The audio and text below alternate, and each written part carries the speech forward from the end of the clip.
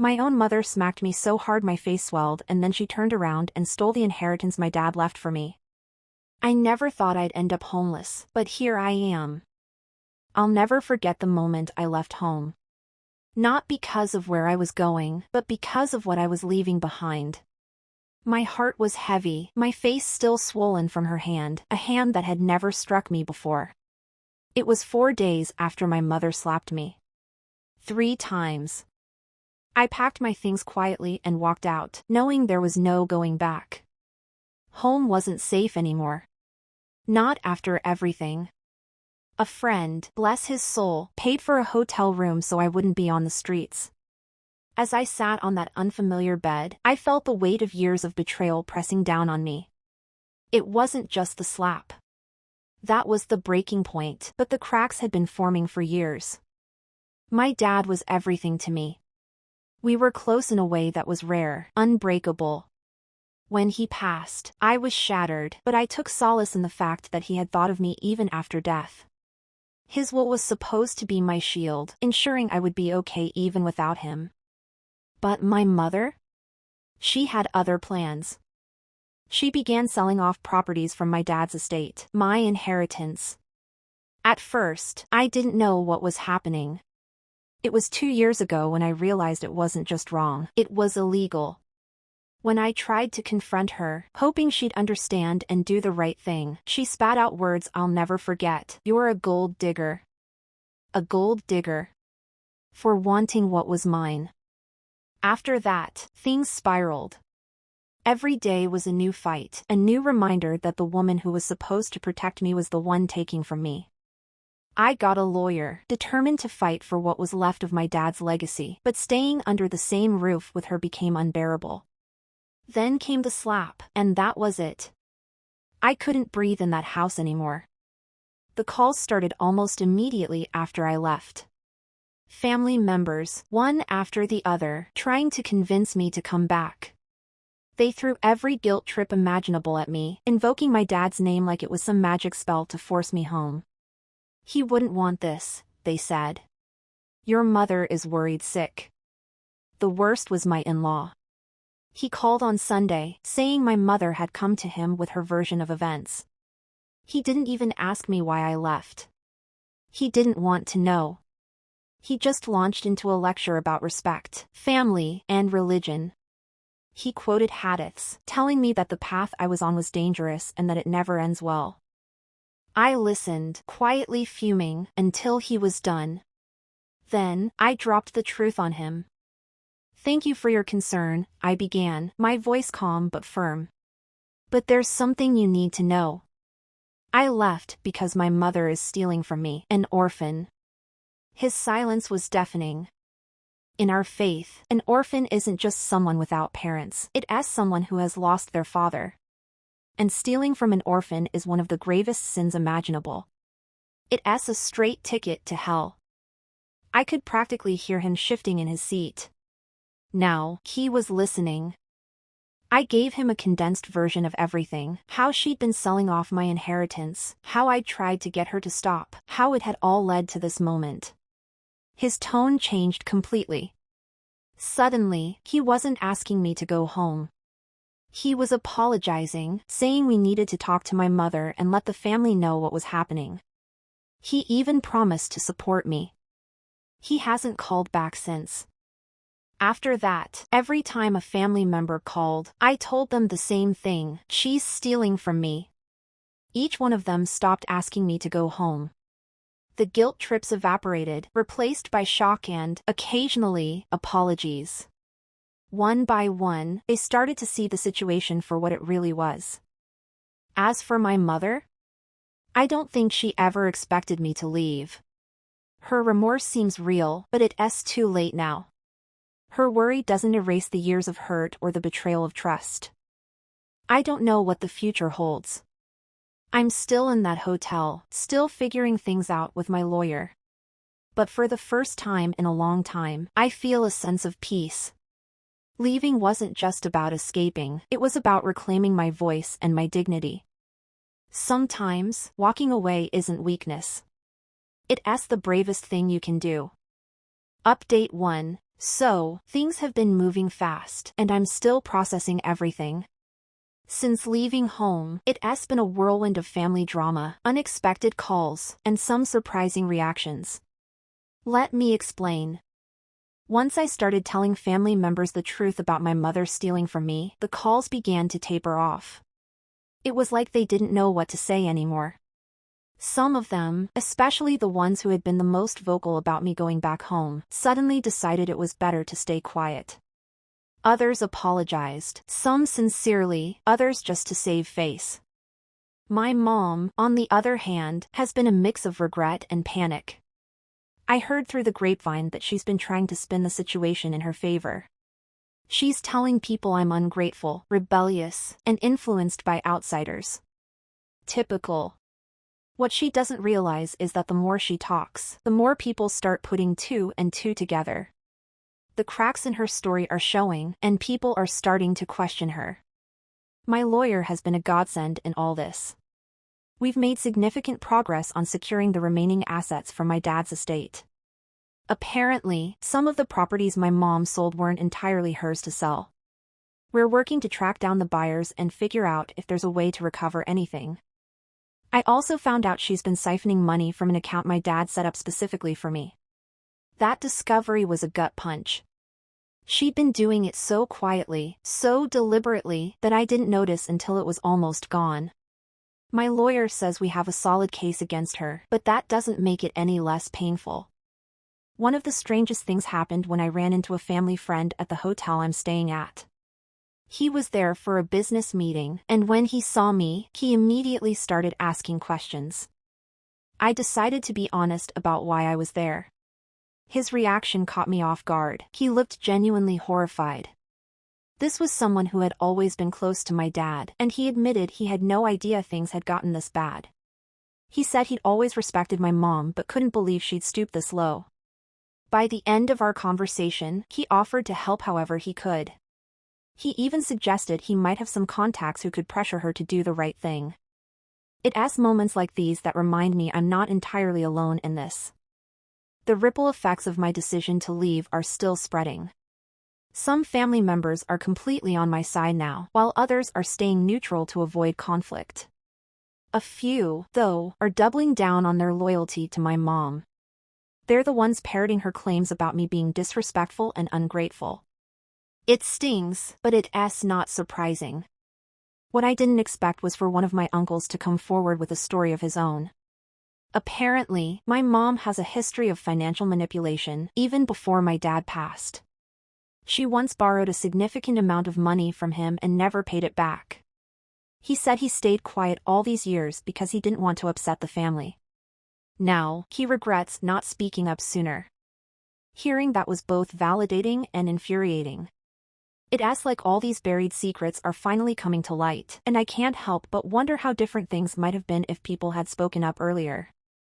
I won't lie, this whole situation has taken a huge emotional toll on me. Some days, I wake up feeling strong and determined to see this through. Other days, I feel like curling up in a ball and disappearing.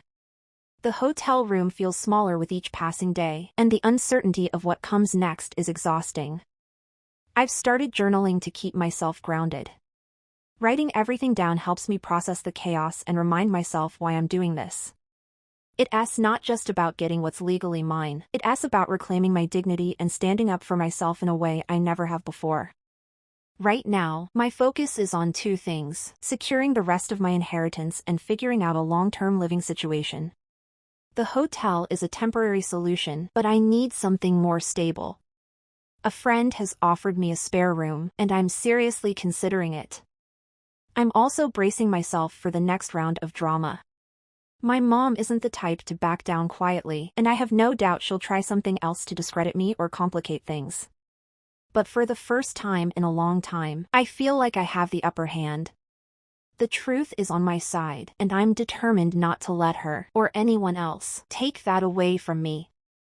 Update 2. So, things have gotten messier than I thought they would.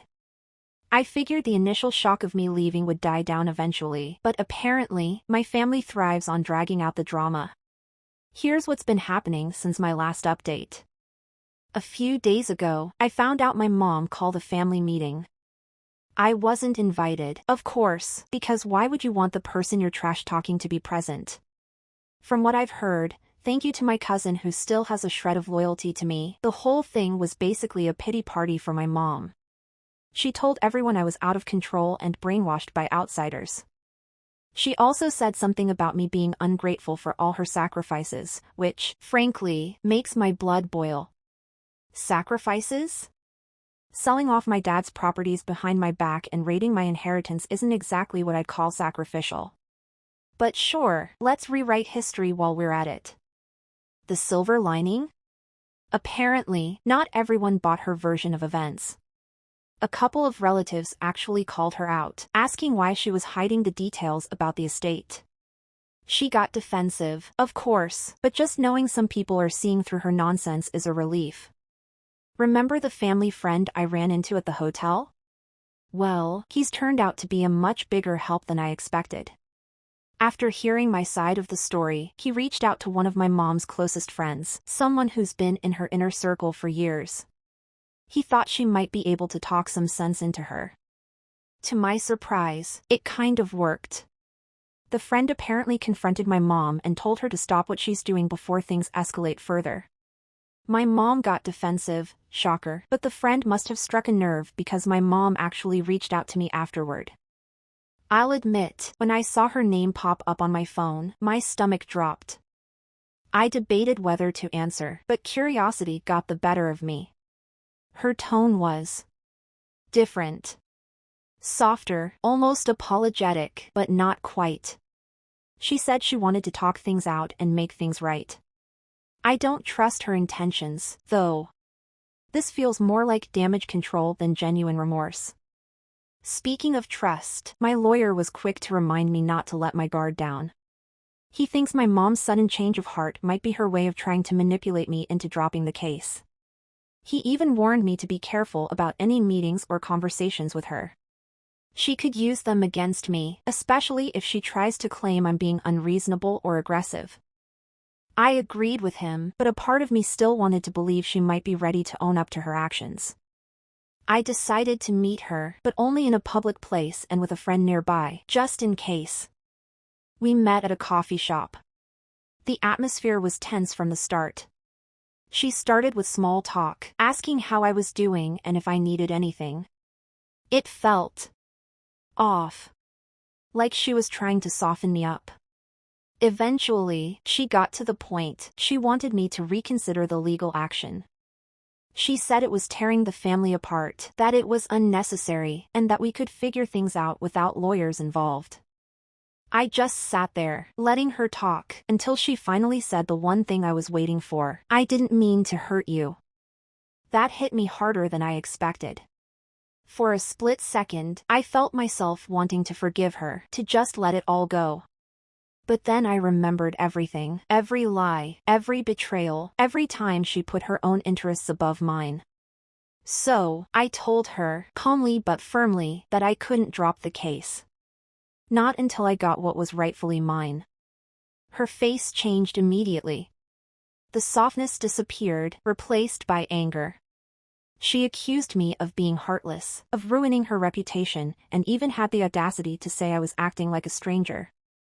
I reminded her that she made me feel like a stranger in my own home long before I ever left. That shut her up, and the meeting ended shortly after. Here's where things get even crazier.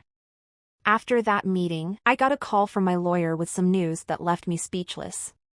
Turns out, my mom has been hiding a lot more than I thought. We discovered another bank account under her name, where she's been funneling money from the estate sales. The amount in there? Let's just say it's more than enough to pay off all my expenses for years. This discovery changes everything. My lawyer says this could strengthen our case significantly, but it also means my mom is in way deeper trouble than I initially thought. I'm honestly struggling to process it all. How could she think she'd get away with this? Word about the hidden account is starting to spread, and it's causing a major rift in the family. Some relatives are siding with me, saying my mom's actions are indefensible. Others are still trying to defend her, saying she must have had her reasons. One even had the nerve to tell me I should let it go for the sake of family peace. Let it go? After everything I've been through? Absolutely not. I won't lie, this whole situation is taking a toll on me. Some days, I feel empowered, like I'm finally standing up for myself and my dad's legacy. Other days, I feel completely drained, like this fight is sucking the life out of me. The hotel room feels lonelier than ever, and the weight of everything sometimes feels unbearable. But then I remind myself why I'm doing this. It's not just about the money or the estate.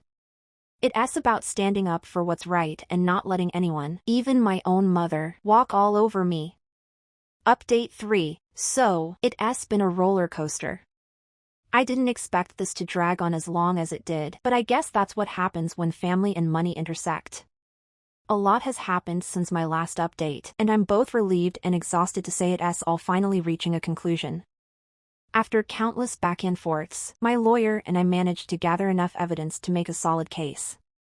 Turns out, the hidden account I mentioned in my last update was just the tip of the iceberg. My mom had been funneling money from multiple estate sales into different accounts, and the paper trail we uncovered was pretty damning. We ended up settling out of court, mostly because she realized she'd lose if this went to trial.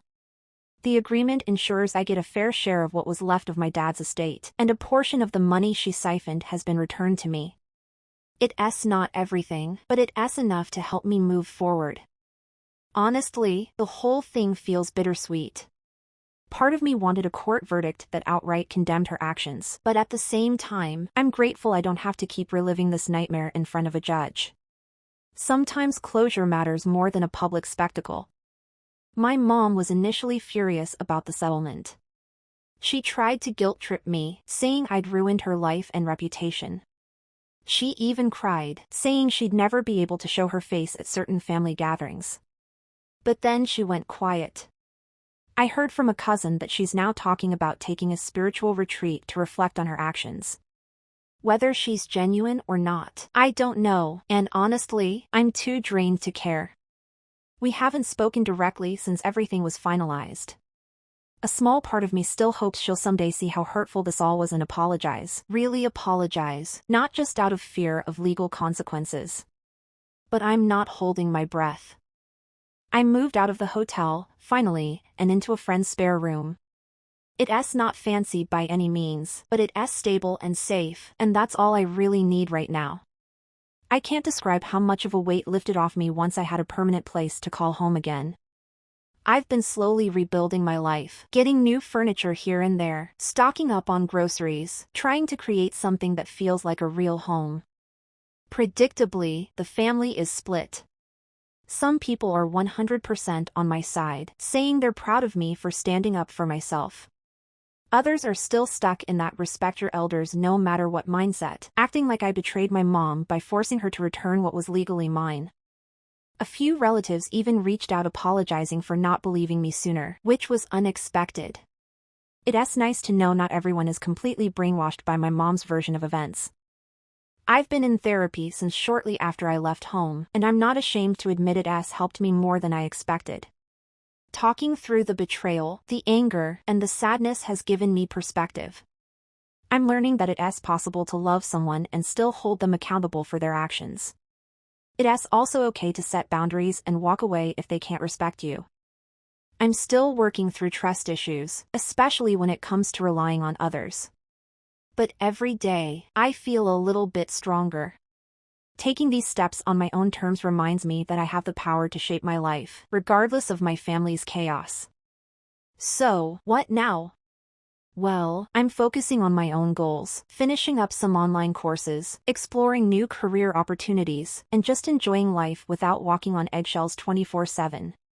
I'm also trying to reconnect with friends I drifted from during the worst of the drama.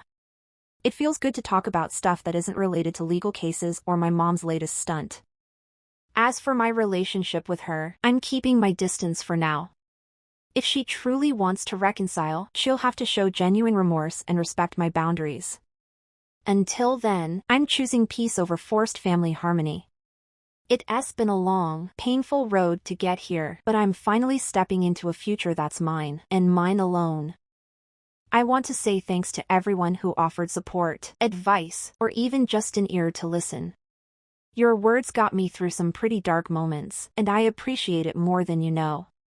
If any of you are in a similar situation, just remember, you have the right to stand up for yourself, even if it means standing alone for a while.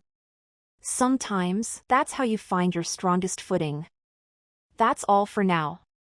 Take care, everyone. And thank you for sticking with me through this wild journey.